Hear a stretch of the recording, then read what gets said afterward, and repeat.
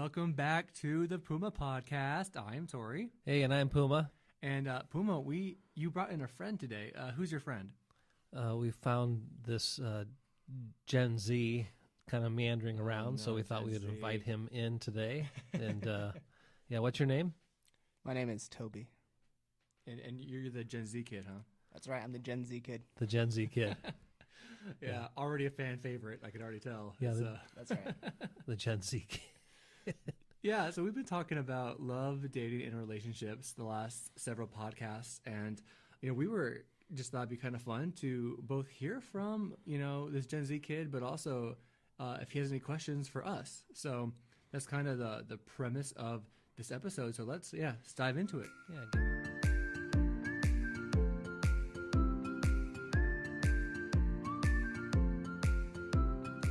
Get kind of practical and kind of into the guts, into the bowels of the heart. Tell me, Gen Z kid, what is the wisdom that you're ready to share with us all? I am not sure. What's the question that I'm trying to answer? That's a great question. Go ahead, Puma. Yeah, well, we've been talking about the heart. And when we think about the heart, we're not talking about our blood-pumping muscle. Right. We're talking about that part of you that is internal, your mind, your emotions, your will, your conscience. The Bible uses all those kind of terms to describe, that part of you that's really, really you. And who you really are in the inside is so valuable, special, and important. It needs to be guarded and protected, not just from influences from without, but also to guard and protect the good that has been put in from escaping. Because we know this when we're kids. We learn something, but over time we forget it because our mind leaks, right? Right. The good things leak out. And so we always have to be careful that when truth and wisdom has been put into our hearts and our minds, that we put a guard there to keep it in so it doesn't get leaked out or, in a sense, stolen with false ideas or lies, as well as, protecting from, the outside. So one of the things the Bible is very clear is that we are loved by God, we are precious to Him, and there is a battle for us. And the battle is not, raging out there. The battle is raging within, battle for our hearts and our minds. So, so as we've been talking about, the kind of big category that Tory has introduced is this whole area when it comes to relationships. Because we all know that relationships, people impact us. Right. Yeah. Have you ever been in love?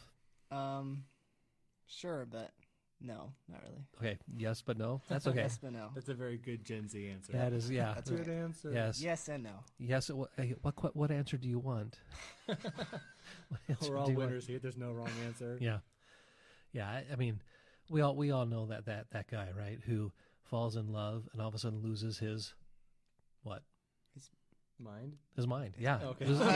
I was like, what's the right answer? No. You want the church answer? No, falls in love and all of a sudden goes, just loses his mind. Or a girl gets infatuated with a guy and she stops thinking, right? She stops. Loses their wallet. Yeah, you stop. Yeah, you start making decisions and choices differently than you were before. Why? Because you're making them with that person in mind. Mm-hmm. And sometimes they don't really seem rational. Sometimes they don't make any sense to people on the outside. Yep. Okay. That really is just an illustration of how we are influenced relationally. Yeah. And so this whole big topic. We're trying to guard our heart from the influences. Yeah. And try to make it the right influences. Yeah, not say, no one's getting in or nothing's getting out, but it's just being aware. It's more like heart awareness. If we could say it that way, when Solomon is talking to his son, saying, "Hey, above all else, guard your heart." Is be aware of your heart. There is a battle for your heart, battle from without, battle from within. There's, my sin battles me every day from within. We have an enemy, Satan, and lies that battle from without to affect how I think, to affect my emotions, to affect everything about me. So, So, Gen Z kid, you're important to God. And so I'm glad that you're here today. Yeah, it's fun. Thank you for having me. Yeah. So when we think about heart, what are some practical things? We wanted to get practical a little bit.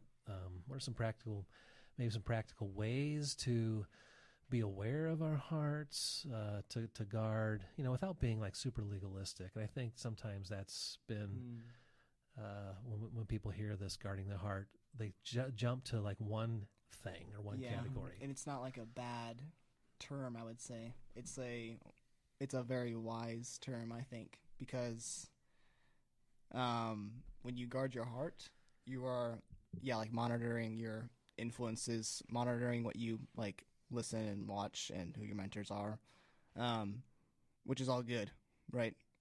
What you decide is the best for you. It's a little hard to like know. That's, I guess, where the Bible would come in. Well, you'd get the best idea of who and what are the best influences for you. And that's what I think of when I think of guarding your heart, is your influences, or like what influences you. So yeah. Well, you mentioned 3 things there. I think we're good. You said listen, what you listen to, monitoring the influences in your life, and mentors. I mean, we are easily influenced people. We just really, really, really are. The Bible talks a lot about the power of influence. One of those big areas of influence are people. So, just the power of friendship. Romans 12:26 says, a righteous man is cautious in friendship. Doesn't mean a righteous man has no friends. It means that you are aware of the friendships that you bring into your life, because the way of a wicked friend, it says, will lead you astray. And to be led astray doesn't mean led astray to become a Yankees fan. That's not what we're talking about. Or like led astray to the dark side of the New England Patriots. Yeah. That's not, but led astray from, what is true and right and moral. Yeah.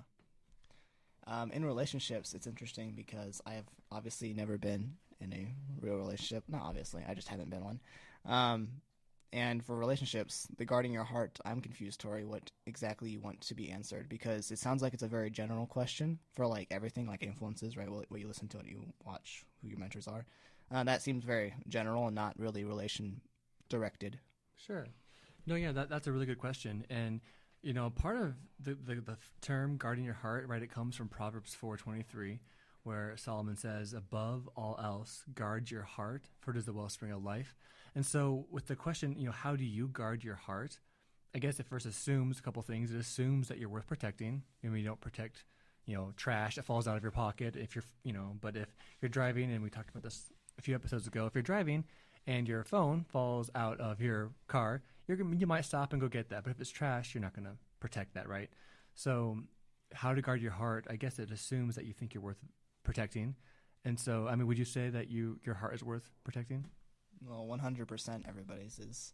I guess my question was that in relationships, would you guard your heart from, like, you being married, like hypothetically, if you're married, and then you, see another woman, or the woman sees another man, and you want to guard your heart from having a temptation? Is that what you're talking about in relationships, or are you just talking about in general, like everything? Yeah, I mean, that's a good question too. I think more general, but I guess although it's not specific, in relationships is more is geared toward. So, I'm married, right? But I still need to guard my heart. Guarding your heart, although my options, I guess, would say, are narrowed down to just my wife, I still need to guard my heart and help guard the marriage. So I guess for you, I mean, you said you're single. So as a single guy, right? I mean, how do you guard your heart when it comes to what you let influence you? You mentioned influences, which I think is a great point.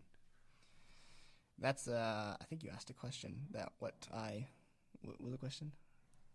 Yeah, so what or how do you guard your heart from your influences? Yeah, so I would say that is the self-reflecting part of guarding your heart, is you need to be very, mindful of what you listen to, right? Well, I mentioned the 3 different things earlier.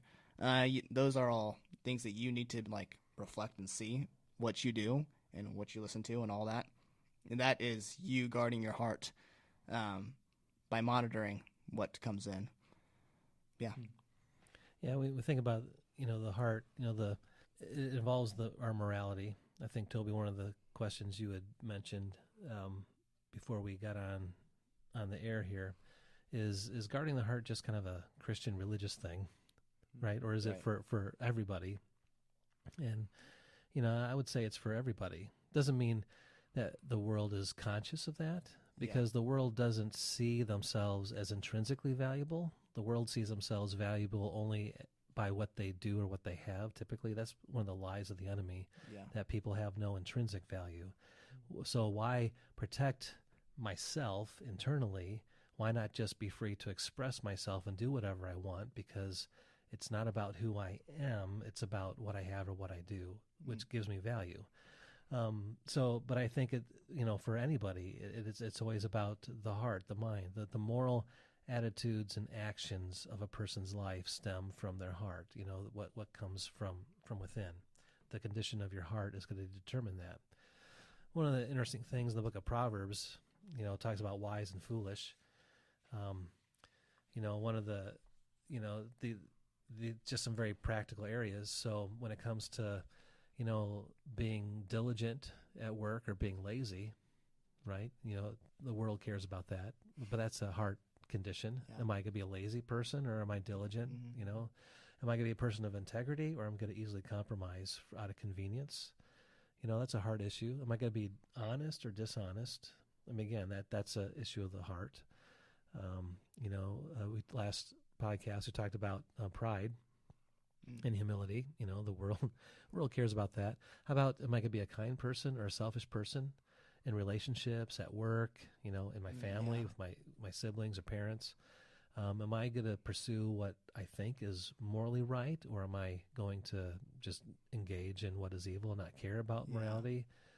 Do I want to be blameless, or do I not care about, being guilty? I mean, these are just some of the many categories that Proverbs talks about. You just made a really good point, too, is that you were saying that these are all good or bad things that your heart, like the laziness or the, I forgot what the opposite of laziness is. Diligence. Yeah, sure, diligence. Yep. Like that type of thing right there, the laziness, that by guarding your heart, you can it'll either point you in the direction of laziness or diligence, right? Or, loyal or disloyal, any of those things. By guarding your heart and the influences, they'll all point you in a direction, and those are all heart issues. And the guarding your heart will, if you're guarding your heart correctly, it's going to point you in the good, not being lazy, you being loyal and all these other good things. Mm-hmm. Yeah, and it's about being self-aware of your heart. Definitely. Yeah, the world is not self-aware. Nope. And most people, even within the church, a lot of times we're not. We experience life and we live life, but we don't think about our lives as far as what we do and how we do it, and where we go. And it's really hard to have self-awareness or to be honest assessment of our own hearts. And so this is why part of some practical ways to guard your heart is to have other people who care about you, who are willing to be more objective with you. And this is why Proverbs talks a lot about, like discipline, for instance. Accountability. Or, another verse in Proverbs says that the wounds of a friend are better than the kisses of an enemy. In other words, to have a friend to tell you what you need to hear, even if it hurts, to help you be self-aware, versus someone that's just going to flatter you and make you feel good, but not help you be right. Yeah, that's a great point. I actually just got off the phone before this podcast with a friend. He's younger than me, but I think he's technically a millennial. But he was saying how he has the hardest time having friends because he said nobody, where he lives in Omaha, nobody wants to hear truth. He's like, I just want to connect with guys, even girls in my church, but yet when we bring truth into the matter, it's just, he's like, they don't want to hear it. And he's like, I feel like I don't have any friends because nobody really wants to hear the truth. And it was really sad because he said, as Christians, part of guarding your heart is letting people speak truth into you, but also being able to share truth with others. And I think a person who is guarded is a person who actually lets in the good, right? But truth is offensive. And so nobody wants a friend. Well, I didn't say nobody. I would hope we want friends that tell us the truth, right? A real friend will tell you that you have chocolate on your face, or that there's still toilet paper hanging out of your pants. Tell you you're being an idiot right now. Right, yeah. A true friend will tell you the truth, but the truth often hurts your feelings, right?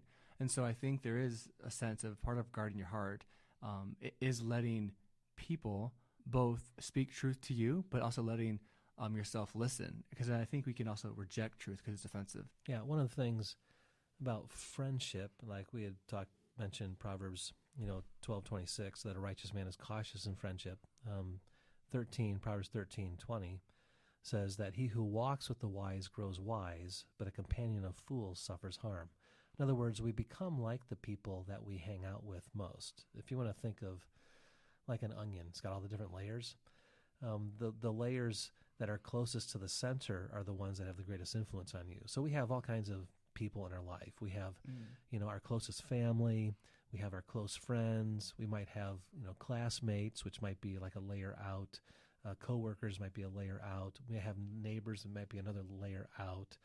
But it is who are closest to our heart. Who do we allow in a sense, our inner circle that know more of who we really are? And it says that when we walk with those who are wise, those who are concerned about that, we grow wise, and companion fools suffers harm.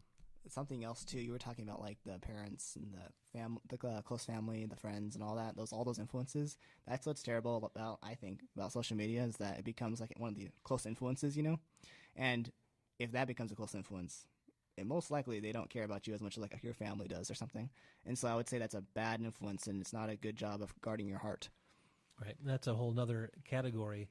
It's like when we become self-aware of our hearts and how we are easily influenced, then that whole word influence, what influences do we allow close to us? Or if you're going to say, what influences do we allow to speak to us or to teach us? In social media, is that way. Music, is that way. All musicians are influencers. Yeah. They are teaching, ideas about right and wrong in life and values. Everything, back in the day it was TV, then it was cable. Now it's, streaming everything, videos, YouTube, Netflix, everything, all the streaming services. And so we now can kind of tailor whatever influences I want right into my own heart in the privacy of our homes or, on our phones. And how guarded are we with the amount of influences that we let in? Yeah. Because the world, and I would say the world system, and I would say Satan, who is the ruler of the world's way of thinking, he's a father of lies, he's a deceiver. Right. And so those lies are all over the place in our world. And so the media that we consume, the people that we listen to, and really is a time thing. I hear one thought, and it's not going to be that big. I have a guarded heart, but when I listen to that same thing 100 times over, I begin to think that way. I begin to, adopt that perspective or that. And so this, again, is another way that we guard ourselves from false ideas, by, aligning ourselves with wisdom. The people who are willing to speak the truth to us, a real friend. There are false friends. False friends are users. False friends gossip about us. False friends are selfish, right? They're your friend for what they can get out of you, not because. And so part of that, Proverbs talks about that too. A false friend is going to lead you into destructive thoughts and ideas and actions. So these are all just different ways to guard ourselves. Other thoughts? I'm not sure I have any more questions, but these are all really good thoughts, though. I enjoyed listening to you. I have a question for Gen Z kid. Okay, so Gen Z kid or Toby, how do you see when it comes to your friendships, right? I mean, you're in high school, so with your friendships, where do you see your friends being the most influenced by? And if, maybe not all, how do they guard their heart, or do they not, in your opinion? I don't know if I could speak for all of them. Obviously, social media is really big, and everybody is super active on that. Also, each other. I think they can sometimes feed off each other. I don't want to say a companion of fools. It sounds bad, but suppose they're fools and they're companions. Right. So once they're together, not foolish as a label, but foolish as a life direction. Yeah, that's true. Yeah. Let's just say they're all hanging out together, and then if no one's gonna point out a flaw in anything that they do or think or say or whatever, then they're all being subconsciously encouraged. And so I would say each other, and then social media, because that's full of crap. Yeah, no, we'll make this podcast PG-13. Yeah, this is a older audience only here. Yeah.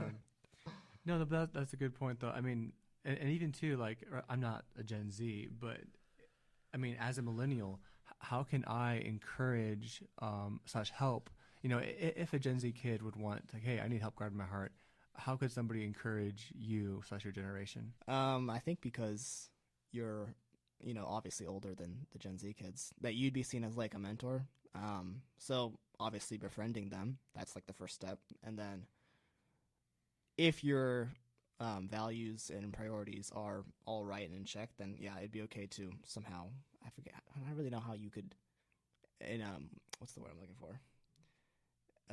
Instill on them, but those values and those priorities, because if they don't have those same priorities and values, then as a mentor, as most mentors do, they kind of shift and change that whole worldview perspective that they have.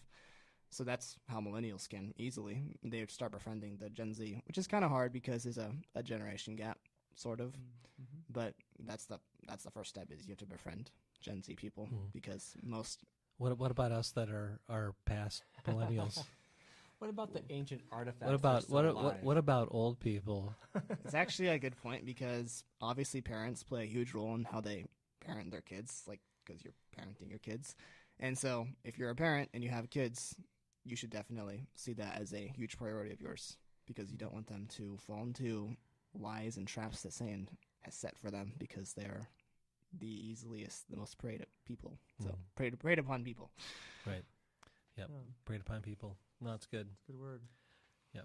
Any closing thoughts, friends? I appreciate you coming on, Toby. Appreciate your perspective, and even just how you process too is helpful to us and probably the listeners too. But yeah, any closing thoughts, guys? No, just thank you for having me. It's been very fun. Yeah. Yeah. Thank you for coming, millennial or Gen Z kid. Who are you? Oh yeah, both of them. Yeah, here, millennial and Gen Z kid. Yeah. I blur the lines between millennial and Gen Z. Yeah. No, you're just blurry. Yeah, no, it's good. I mean, I appreciate us having different perspectives, but also be able to talk about the same topic, because no matter what generation you are, we still are called to guard our hearts, and we all want to be a person who is kind, who is wise, who is patient, who is friendly, who isn't bitter, and that doesn't stop because of your age range. So I appreciate you sharing, and yeah, maybe we'll have you on back. We'll see. I don't know. We'll see if we get any emails like, yeah, send the Gen Z kid back. Bring the Gen Z kid back. So one last thought, Yeah. and it. We make these assumptions all the time, but it still always comes back to truth, and letting truth take residence in our heart and our mind, because what's in my heart and mind is sin and lies, and I'm fed that in our world. Satan, the enemy, is just wanting to spread lies. And so how do we get truth in? Psalm 119:11, I've hidden your word in my heart that I might not sin against God. Joshua chapter 1, to meditate on God's word. We become like the influences and the words and the things that we let take residence or abide in our hearts. And this is why, Jesus, said, abide in me, rest in me. Let the mind, Paul wrote in Colossians, let the mind of Christ dwell in us richly. Or Ephesians, 4, he says, don't live like the Gentiles do in the futility of their thinking. How do Gentiles live wrong? It's because of their thoughts or their heart. Their heart orientation is wrong. He said, instead, we need to put on, Christ, take off the old self and put on Christ. So, we need to always go back to, what does God's word say? Let's make sure that we're listening to God and letting him be the primary influence. Right. And let us, hold on to Jesus as our Lord and our Master, and the one that we grow to know and love and walk with him. He who walks with the wise grows wise. So the more we walk with Jesus, the more we hang out with Jesus, the more we become like Jesus and think like him. I just thought of something kind of funny. As a typical Gen Z, I forgot to include read, including in my influences, because I was saying, watch, listen, mentor. But yeah, also read for sure. The Bible, obviously. Yeah. Well, it's easy to assume, right? And easy to not do. Mm-hmm. Yeah. Yeah. Well, hey, Gen Z kid, where can they email if they have any questions? Do you know where? At the Puma podcast. Wait, No. Yeah. The well, Puma sort of. Podcast at gmail.com. Yeah. The Puma Podcast. The Puma The Puma yes. Podcast. at The gmail. Puma Podcast. Okay, we'll say it one more time. Email us at thepumapodcast at gmail.com. Hey. Perfect. Nailed it. All right, guys. Hey, thanks for listening. And hey, we'll see you next week on Fridays at 10:10. Bye. Bye-bye. Bye.